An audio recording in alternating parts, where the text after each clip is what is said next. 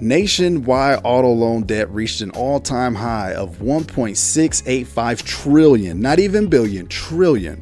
It is now the second largest category of U.S. consumer debt behind mortgages.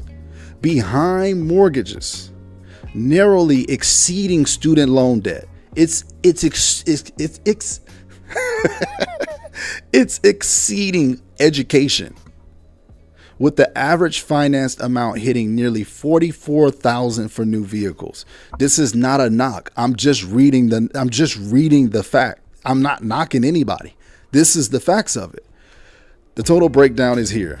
Total balance is 1.685 trillion. Outstanding balance account for 9% of all U.S. consumer debt.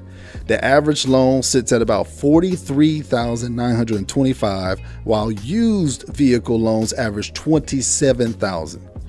Monthly payments have climbed, with the average new payment being approximately $770.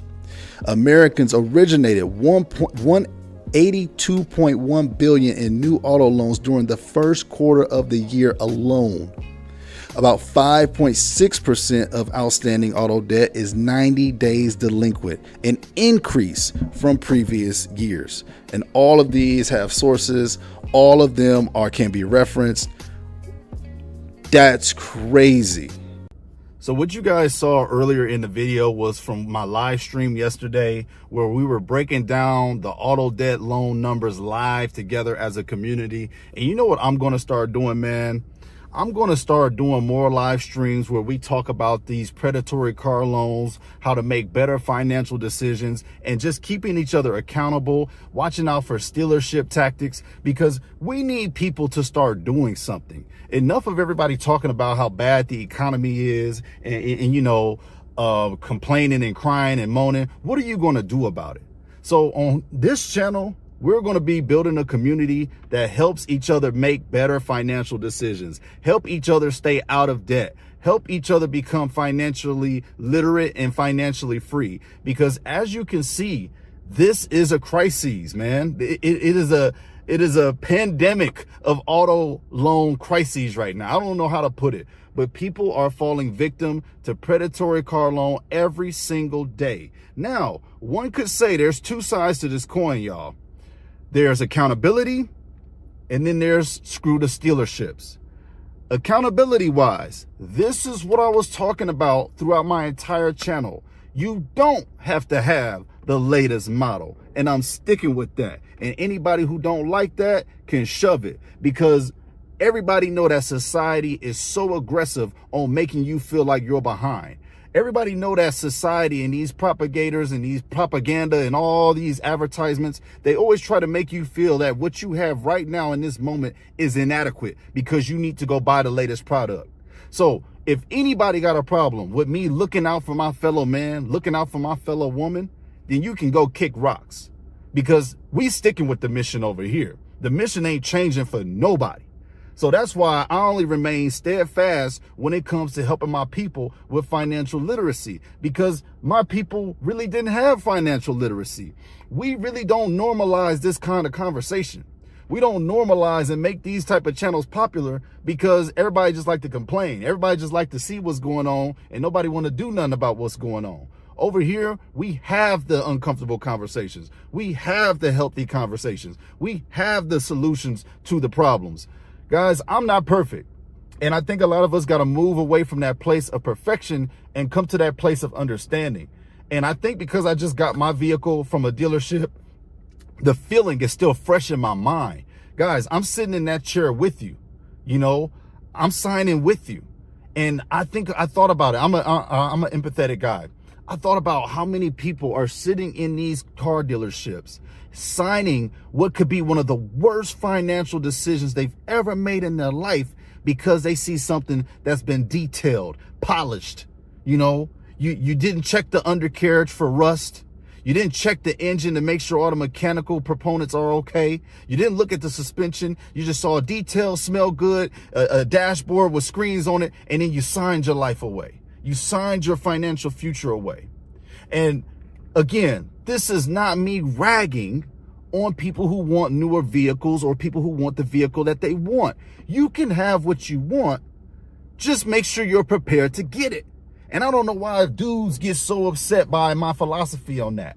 You can have what you want. Just be prepared to get it.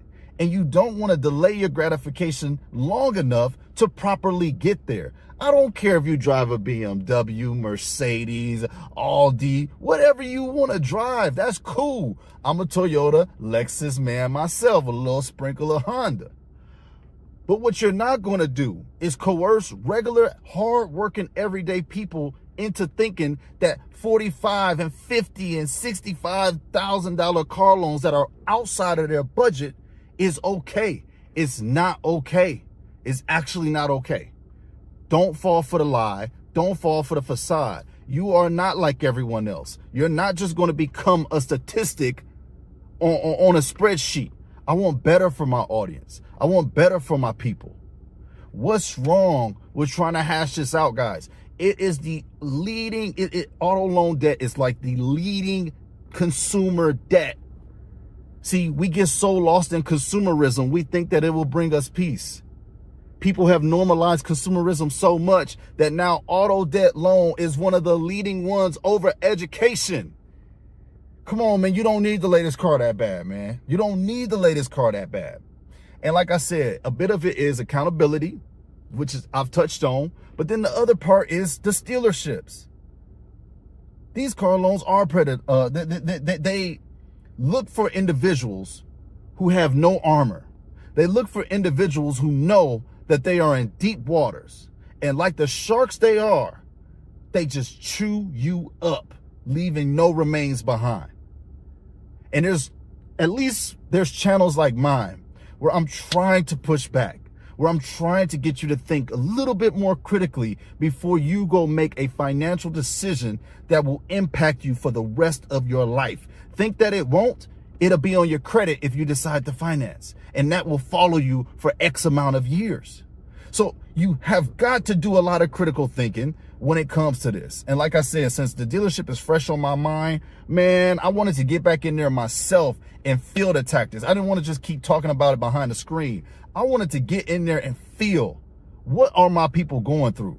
What are they going through when they're signing away, and then you got the finance guy throwing all these different insurances and terms after you just told the salesman, hey, I don't want that insurance. The finance guy is going to come back and throw it right back at you again. And you have to say, hey, I told the other guy, I don't want that insurance. Hey, is there a prepayment penalty? All of this stuff, guys. You have got to equip yourself with the armor of resilience when it comes to these predatory car loans. In this car loan crisis that we are going through right now in this economy. I mean, I don't really know what else to say other than, even if you see a vehicle that you like, take a day or two to just simmer and think about it. If it's not there when you go back, it was not meant to be. Guess what? They made a lot of that car, so you'll be able to find another one, all right? It ain't the one that got away. It's the one that helped you make a better decision, all right? You got to start changing your mindset. All because you see it doesn't mean you have to have it. And, you know, again, shout out to all of my new subscribers who are coming in showing me a lot of love, because this is a problem. Car debt should not be the leading one, guys. I'm sorry. It should not be the leading one. That means A, a lot of people are living out of their means, and B, a lot of people just don't know what they're getting into, and C, your eyes is bigger than your wallet. I really don't know how else to put this when auto loan debt is the leading consumer debt right now. That's crazy. They said behind mortgages, guys, it's just a tool, man. It's just the A to B joint. And I love cars, but it's just A to B. You got to wake up, man. It's just A to B. My car got me to work today just like your car should be getting you to work.